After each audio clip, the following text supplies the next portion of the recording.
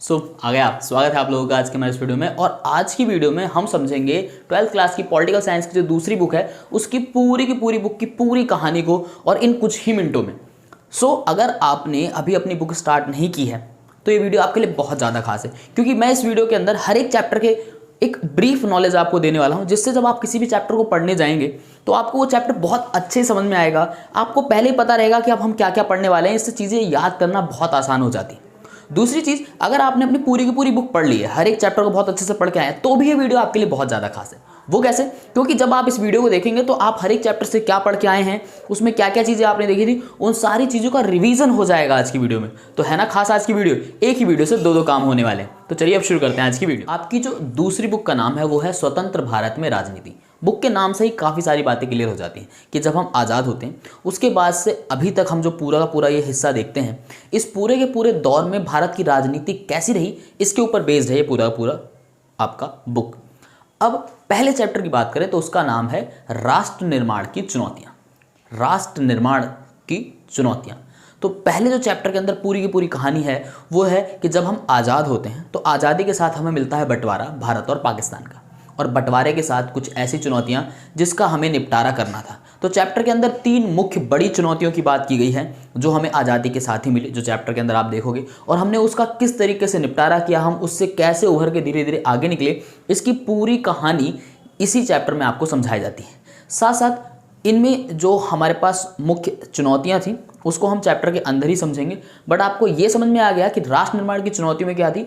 जब भारत और पाकिस्तान का जब ये बंटवारा हुआ तो उसी के साथ जब हम आज़ादी मिली तो हमें कुछ चुनौतियां भी मिली जिनका हमें सामना करना था और उनको पार पा करके देश का निर्माण करना था। इसलिए कहा गया राष्ट्र निर्माण की चुनौतियाँ। राष्ट्र तो बनेगा पर उससे पहले इन चुनौतियों को पार करना है, और पहला चैप्टर यही पूरी कहानी बताता है कि किस तरीके से वो चुनौतियाँ जो थी उनका हमने सामने किया और हम उससे बाहर निकल करके आए। बात करें दूसरे चैप्टर की तो वो है एक दल के प्रभुत्व का दौर। अब हम सभी जानते हैं देश को आज़ाद हुए पहले चुनाव 1951 में हुए थे। याद रखना है आपको, 51-52 ऐसे, ठीक है। 51 के सितंबर अक्टूबर में स्टार्ट हुए, 52 के फरवरी तक चले थे, तो इसलिए इसको 51-52 कहते हैं।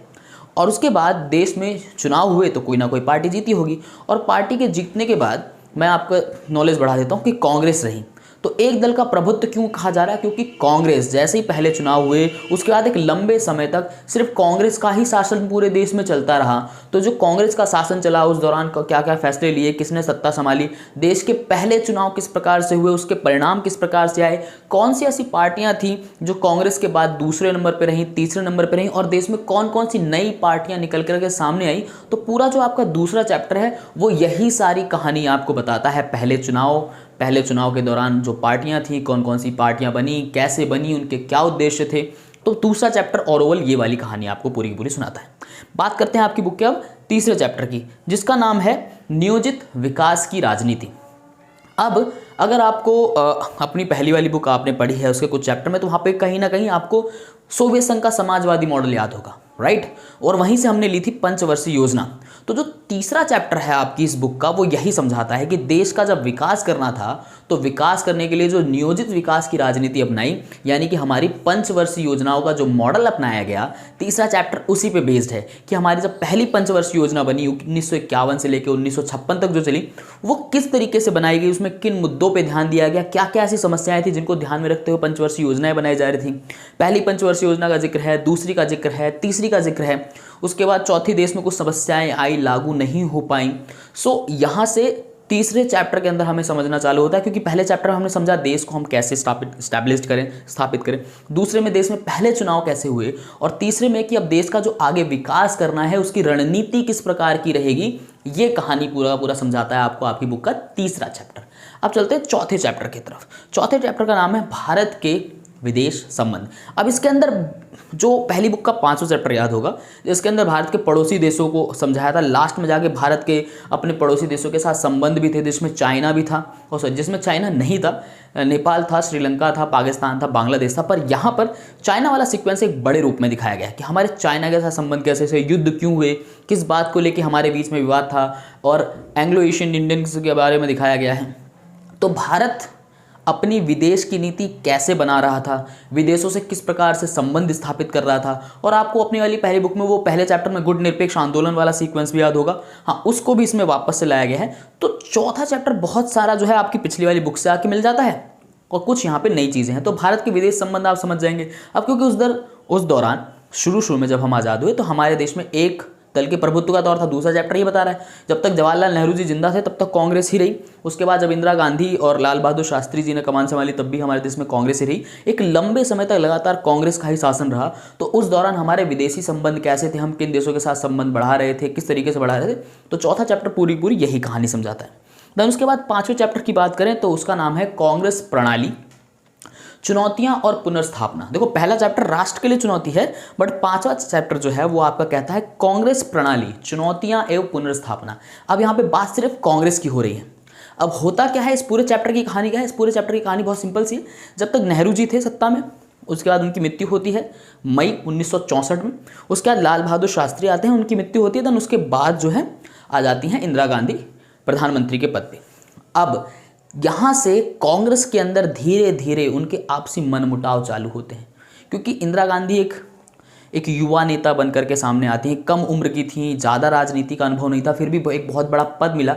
और यहाँ पर जो है जो कांग्रेस पार्टी के अंदर पुराने बड़े बड़े दिग्गज नेता थे उनकी बातों को ना मानना, कुछ इस प्रकार के धीरे धीरे मनमुटाव। तो ये पूरा का पूरा चैप्टर यही बताता है कि कांग्रेस प्रणाली, जो कांग्रेस लगातार सत्ता में चल रही थी, उसके अंदर कुछ धीरे धीरे पकने लगता है।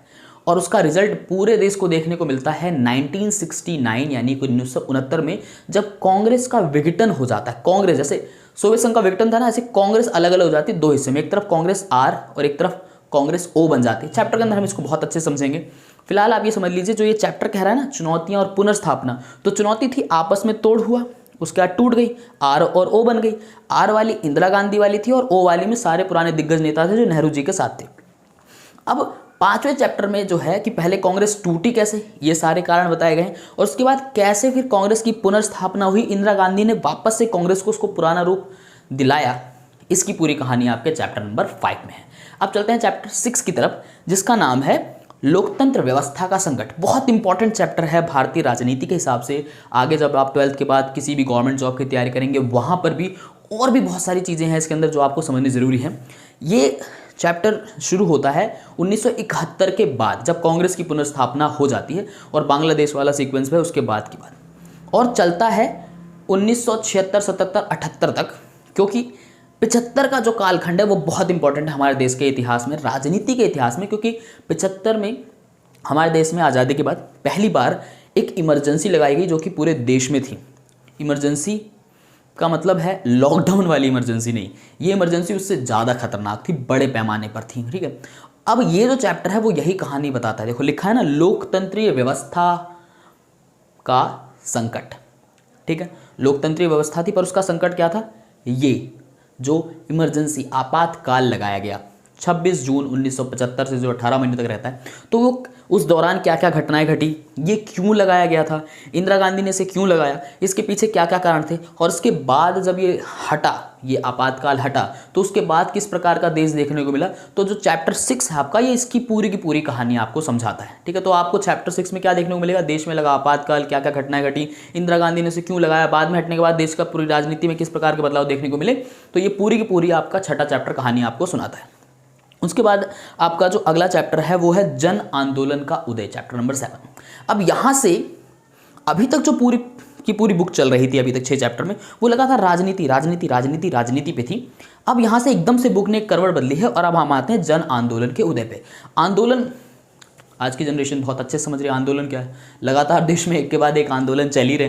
ठीक है, तो यहाँ पर देश में चले अभी तक के जितने भी बड़े बड़े आंदोलन थे, क्षेत्रीय आंदोलन थे, उन सबको समझाया गया है कि वो क्यों शुरू हुए, उनकी क्या मांगे थी, सरकार ने किस प्रकार का रवैया दिखाया, क्या उनके अच्छे परिणाम निकले, बुरे परिणाम निकले। तो ऐसे कई फेमस जो आंदोलन हुए, जिसमें देखो चिपको आपका बहुत फेमस है, नर्मदा बांध वाला जो आंदोलन है, सरदार सरोवर बांध वाला, वो बहुत ज़्यादा फेमस है, टिहरी बांध भी जिसको कहा जाता है। उसके अलावा ताड़ी विरोधी आंदोलन जो है साउथ में जो चला था वो भी है।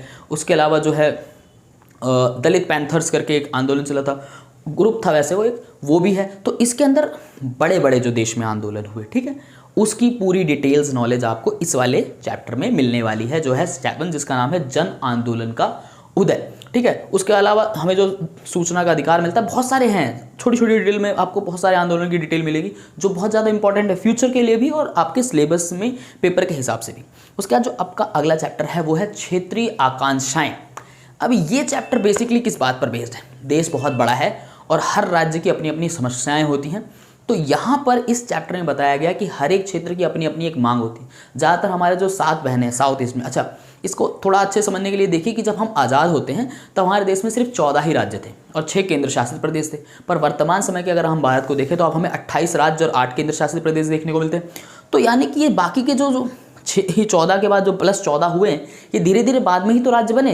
तो ये राज्य क्यों बने? इन्हीं क्षेत्रीय आकांक्षाओं के कारण। वहाँ की जो जनता थी उन्होंने लगातार मांग करी, आंदोलन किए कि हमें एक अलग राज्य का दर्जा दो। उनकी कुछ समस्याएं थी जिनके चलते वो अलग राज्य की मांग कर रहे थे। तेलंगाना इसका परफेक्ट एग्जाम्पल है। ठीक है, पंजाब हरियाणा जो देखते हैं इसका परफेक्ट एग्जाम्पल है। छत्तीसगढ़ झारखंड जो देखने को मिलता है ये इसका परफेक्ट एग्जाम्पल है कि राज्य बाद में अलग होकर नए राज्य बने। ठीक है, तो ये चैप्टर यही बताता है कि क्या क्या क्षेत्रीय आकांक्षाएं हैं, क्या क्या वहाँ के लोगों की मांग है, जिनके चलते हमें ये अलग अलग राज्य देखने को मिले। तो क्षेत्रीय आकांक्षा वाला चैप्टर आपको यही सारी कहानी समझाता है। उसके बाद आपकी बुक का जो लास्ट चैप्टर है वो है भारतीय राजनीति नए बदलाव। हम फिर से अब राजनीति वाले ढर्रे पे आ गए हैं। अब यहाँ से जो चैप्टर की कहानी है वो चालू होती है इंदिरा गांधी की मृत्यु के पश्चात, जब राजीव गांधी जी का दौर आता है पूरे देश की राजनीति में, वहाँ से ये चैप्टर स्टार्ट है। और उसके बाद फिर राजीव गांधी जी की मृत्यु हो जाती है और उसके बाद देश में एक नई राजनीति का युग आता है जिसे कहा जाता है गठबंधन की राजनीति का युग। 1989 के बाद से देश में जो भी चुनाव हुए सन 2004 से पहले तक जितनी भी सरकारें बनी उसमें किसी भी सरकार को बहुमत नहीं मिली, पूर्ण बहुमत नहीं मिली। जितनी भी सरकारें बनी वो गठबंधन की सरकारें थी।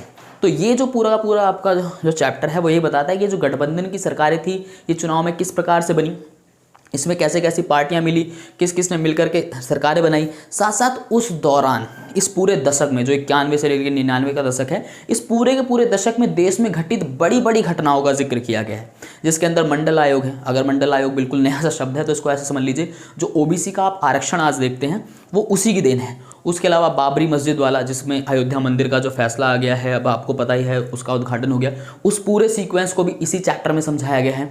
उसके अलावा देश की राजनीति में ऐसे बहुत बड़े बड़े आप नई आर्थिक नीति 1991 में हम लेकर आए थे वो भी इसी में है। तो ऐसे कई सारी देश के पूरे हवा को बदल देने वाले कुछ जो बड़े बड़े फैसले हुए और गठबंधन का युग जो चालू हुआ, उस पूरे को समझाता है, उस पूरे की कहानी सुनाता है आपकी बुक का ये आखिरी चैप्टर। तो अब आपको शायद आपकी हर एक चैप्टर की कहानी समझ में आ रही होगी। पूरी बुक में जितने भी चैप्टर हैं वो सब क्या क्या कहते हैं, क्या क्या उनके अंदर बातें हैं, वो अब समझ में आने लगी होगी। अब जब हम इसके पहले चैप्टर से वीडियोस आपको मिलेंगी तो मैं हर एक चैप्टर को फिर बेसिक से समझेंगे, उसके बाद आपको पता ही है। तो बस आज की वीडियो में इतना ही था।